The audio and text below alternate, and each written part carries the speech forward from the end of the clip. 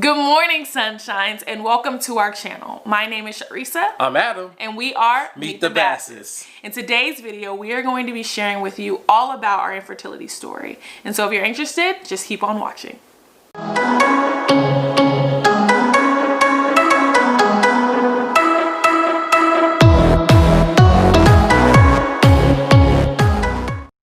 To begin telling you guys the journey of our story, I feel like we have to go all the way back to the beginning.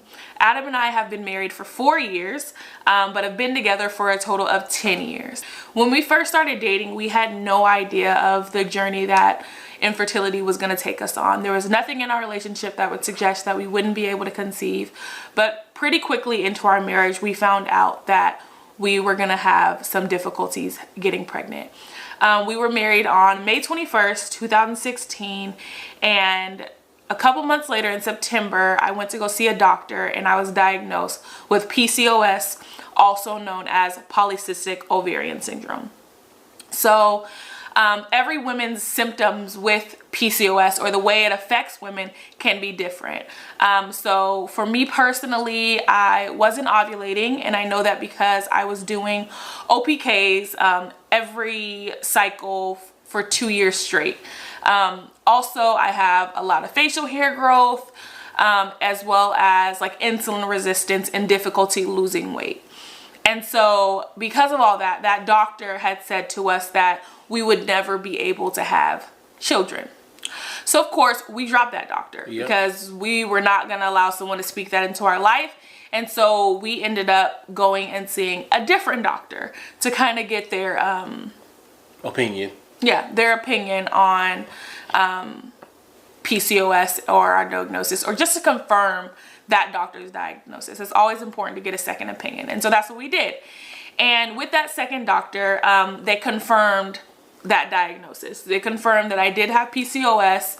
And so from there, our treatments really were just around managing my PCOS. And so the first medicine that they prescribed me was metformin. Now, if you have PCOS and you have never taken metformin again, I would say do your research.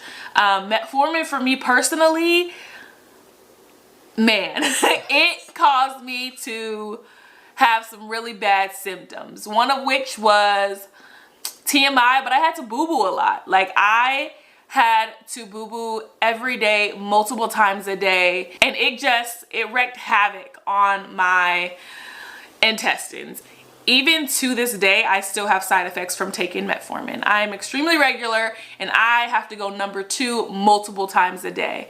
And so that was my experience with taking it. And so just be aware of the side effects that could potentially come with taking metformin. And so because of all the side effects and how crazy metformin just was on my body, I had to stop. I could not continue to take it. And so we did it for a couple of months, and then we stopped taking it. And at that point, since we weren't continuing to take it, they recommended that we go see an OBGYN. Now, with seeing that OBGYN, she wanted us to begin doing OPKs. So we took OPKs all the way from June of 2017 to now. So we're still doing OPKs. And what OPKs are, it's ovulation predictor kit. So these little sticks that you pee on, and it'll give you a smiley face or nothing to determine whether or not you are ovulating.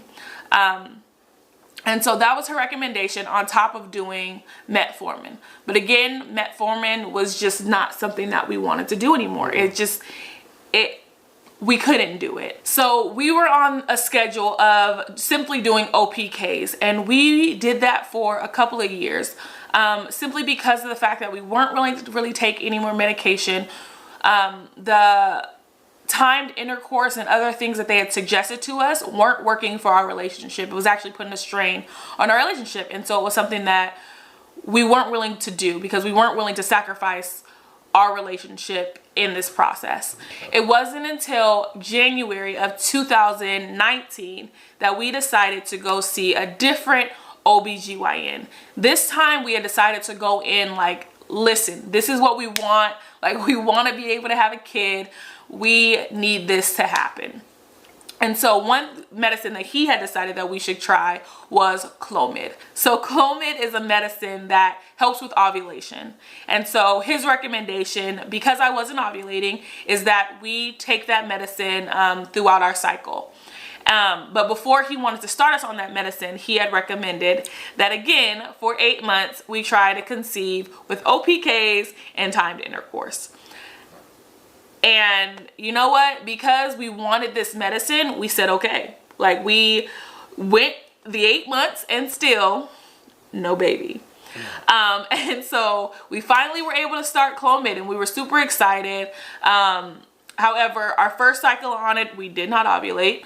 And so he wanted to switch us over to a medicine that's called letrozole. Letrozole pretty much does the same thing that Clomid does, but what he said is that it has better, there's more research around it, so helping women who are diagnosed with PCOS. And so we were like, okay, let's switch over to letrozole. And so we did letrozole for a cycle, and letrozole also did not help us ovulate.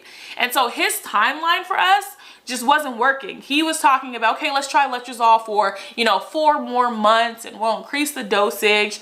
And we weren't really in the mood to keep waiting. And so we just pushed him and asked him to send us to a fertility clinic.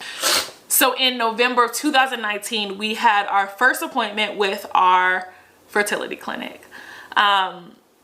We were super excited. We were really excited to be able to go in and just kind of tell them everything that was going on with us and really get the process going. I am so happy about today. Like, today marks the start of an amazing adventure. Like, Adam and I are on our way to our first fertility appointment at Seattle Reproductive Medicine. Like, this has been a long time coming. Like, I'm like really happy. Now, my happiness may change depending on what the results from this meeting are, but I'm very optimistic.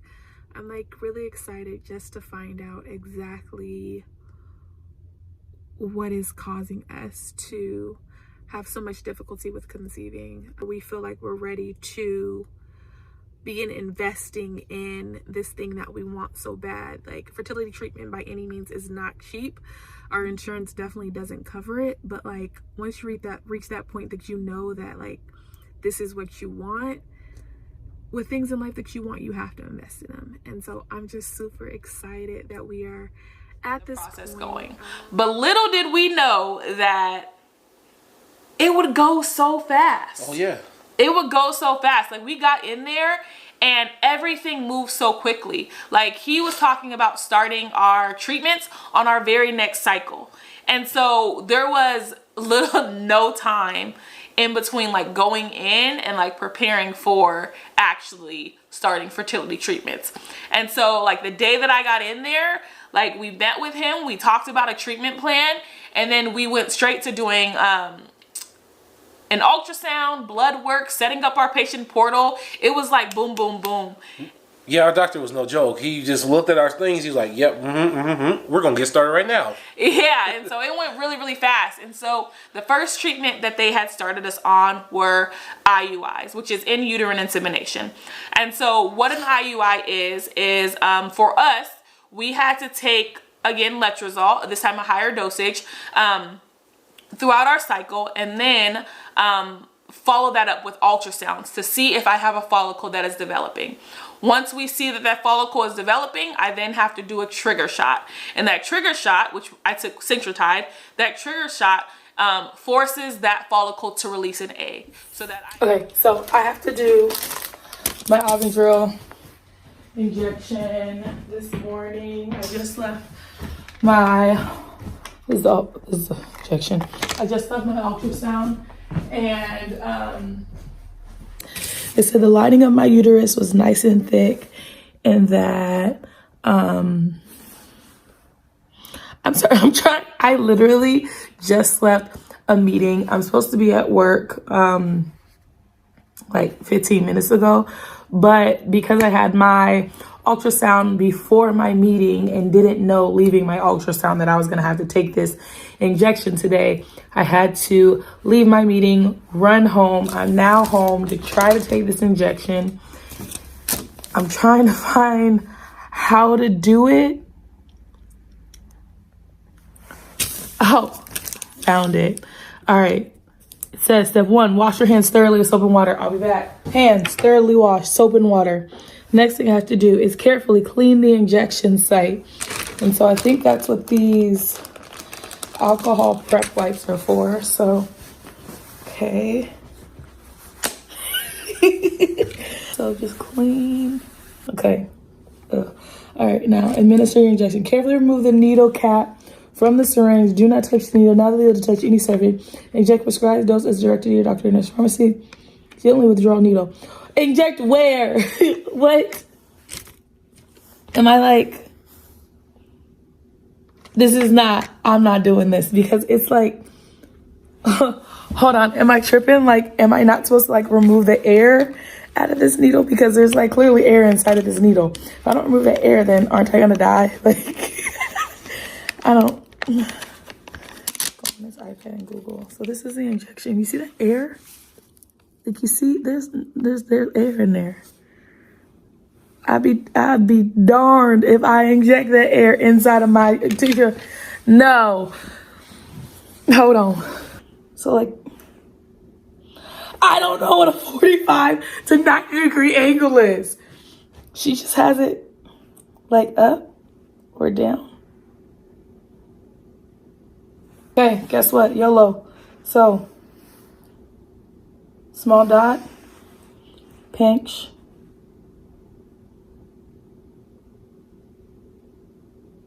inject,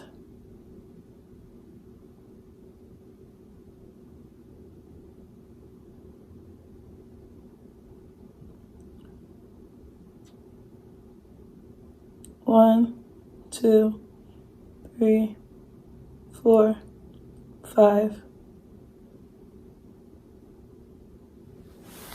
Did my injection. I did my injection. I did it. I did it. I did it. Yeah, I did it. I'm so proud of myself.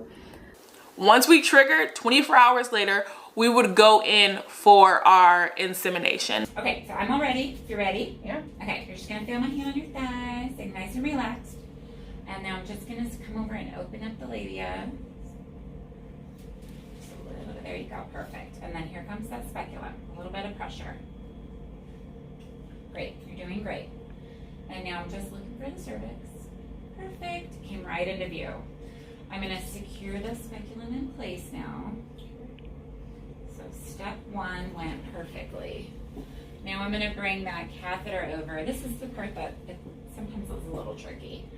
I'm gonna start advancing it through the cervix, and you might feel a little twinge or so as it advances. Okay. That's going in perfectly, actually. Good. It's all the way in the uterus now. In case you feel any cramping, that's normal. I'm gonna start pushing the sample. Perfect. It's all in. I didn't even see any reflux, so it all stayed in. Okay. I'm gonna withdraw the speculum. This was super smooth. Yeah. Unfortunately, the first one that we did was unsuccessful. And so we went in and did a second one. Unfortunately, the results of Adam's semen analysis had shown that his sperm count had dropped significantly. And so she had our nurse had kind of asked us, did we want to move forward with it? And we decided we did because we had already paid for it. They said they would give us a refund and everything, but we talked about it and prayed about it, and we were like, it only takes one. And so we just wanted to give it a shot. And so we did. Unfortunately, again, it was unsuccessful. And typically with IUIs, what they say is they want you to do 3 IUIs, and then you need to meet with your doctor, your fertility specialist, in order to kind of reevaluate your case and see what other options or what other directions in terms of treatment we would need to take. And so before we went into our 3rd IUI, we had scheduled that appointment just in case. And so on the day of our 3rd IUI, we had gone into the office, and unfortunately we didn't even make it back to the back room. The nurse came out and pulled us into her office and was just sharing with us that his count had decreased again. And so when I say decrease, I say significantly decreased, his initial numbers had decreased by 70% by our second IUI. And then that number from our second IUI had decreased by 50% by this third IUI. And this time it was far below the minimum requirements needed. Yeah. And so for an IUI, you do have to have a certain sperm count in order to even have that be an option for your treatment. And now we were far below what that number was. And so it was good though that we had already scheduled that appointment with our fertility specialist, and it was actually like 2 or 3 days later. And so we were able to meet with him really quickly in order to reevaluate what our options were going to be. And so when we met with him, he was just like, I have no idea what's going on. He was asking us all these questions of, has Adam changed his eating habits? Is there more stress in his life? Like, is he smoking? Is he drinking? Is he, like, all these questions to try to figure out why his count was decreasing. And the answer to all those questions was no, like nothing had changed. And so from there, he was like, if his count continues to decrease, then that's going to be a problem. And really the only option that we were left with was IVF. So before we move forward with IVF, he also recommended that we go see a reproductive urologist. So the reproductive urologist would actually take a look at Adam's nether regions and would kind of see what's going on. And so we did that. We were actually able to get in fairly quickly to one, and we actually were able to figure out exactly why Adam's sperm count was decreasing so rapidly. Yeah, so when the doctor checked me out, he discovered that I had something called a varicocele vein. Now, what a varicocele vein is a vein in my testicles which decreased my sperm production and quality, which results in infertility. Yeah. So we were very quickly able to figure out what was going on. And so our doctor had told us, like, you may not have to do IVF if Adam is able to figure out what's wrong.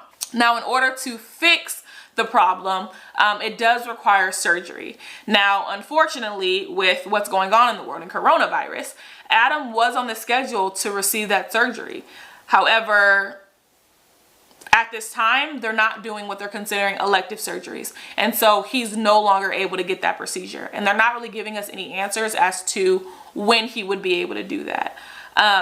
And so because we've waited so long, and because we really want to have a child, and like God has provided for us financially to a point that we're able to do IVF, we decided that we're just going to go ahead and do it. And even with the surgery, the doctor said that we should still proceed with IVF, because with the surgery, my production would only increase by 10%. Yeah, so he was like, even with the surgery, one, insurance may not cover it, so you're gonna have to pay for it out of pocket.